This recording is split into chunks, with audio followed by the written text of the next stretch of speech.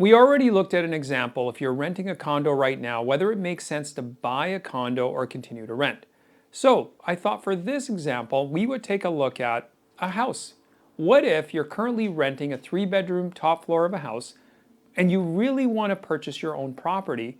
How does it look to buy a house these days? Does it make any sense? So let's line up what the key factors are in our example. We will take a house that's $900,000, okay? And we're going to assume that this $900,000 house has a 3-bedroom upstairs and a 2-bedroom suite downstairs, which a few months ago wasn't possible, but in this market that's shifting, it's possible. And let's assume that the current 3-bedroom house that you're renting, you're paying out $3,500 a month for. All right, there's going to be a lot of math in here, but you're going to see it all in type as well, so you don't have to get a pencil or follow along. It'll all be there on the video, so again, just you can follow along with me that way. So let's begin.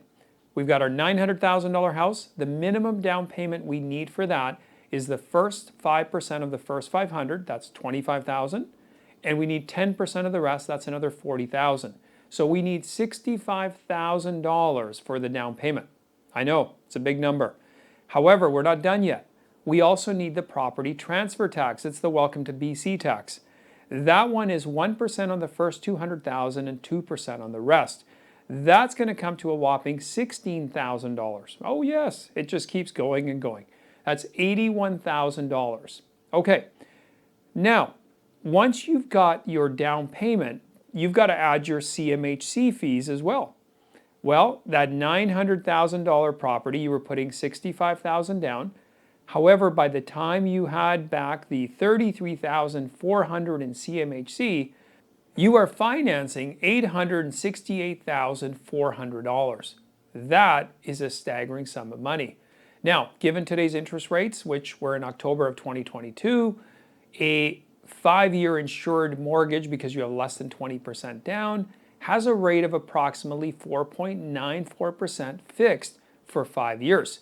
So what does that mean in terms of payments? Well, hopefully you're sitting down, and if you're standing, I recommend you sit down. They're $5,021 per month. Yes, you heard me, $5,021. But we're not done. No, it gets better. Don't forget, when you own a property, you have property taxes every year. So let's assume that this property is $4,200 a year, that's $350 a month. And of course you need home insurance. For that, we're gonna say, we'll be on the high side. We'll say it's another $300 a month. So all of those numbers add up. Now I'm going to bring it into a larger context for you. So at the end of 5 years, in just payments alone, you have paid out $301,262. A big number, no doubt. Of course, now we have to add to that the property taxes that are paid over the 5 years. That's another $21,000. And add to that the home insurance, which is another $18,000. So by the time everything is said and done, you have shelled out over 5 years $340,262. Well, how much is that per month? $5,671. Now at this point, you'd be going, Cam, are you insane?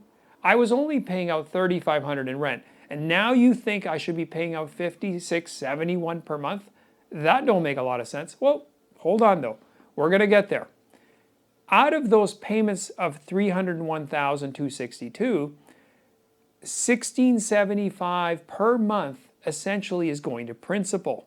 That's right, $100,000 is paying down your debt over those 5 years.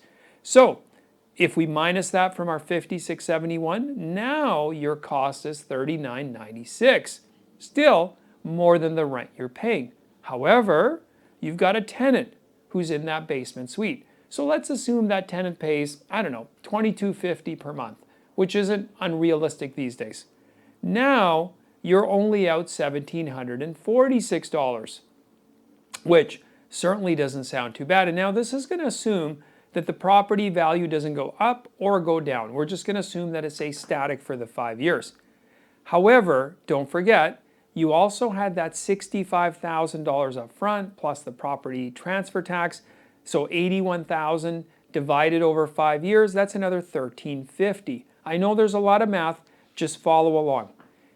at the end of the day, by the time all is said and done, you're out essentially over the first 5 years, $3,096 versus the $3,500 you were paying in rent. So, bottom line, you're still ahead buying, even though the number seems so staggering and large. And don't forget, the second time around when you renew your mortgage, there isn't that upfront cost that's eating into the dollars and cents as well. Now, of course, you have to give thought and say, can I swing all this? Is the cash flow make sense? Is it something I want to take on? And ultimately, when you look at it, the difference between renting and the final analysis, there's only a difference of about $400. You're $400 ahead by purchasing.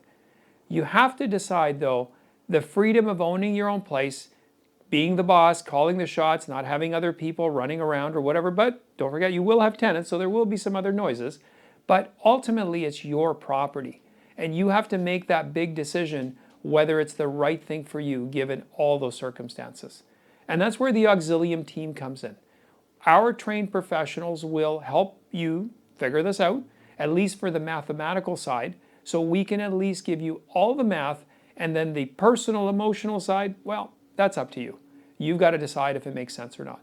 Anyway, thanks for watching. I do appreciate it. Hopefully this has helped you.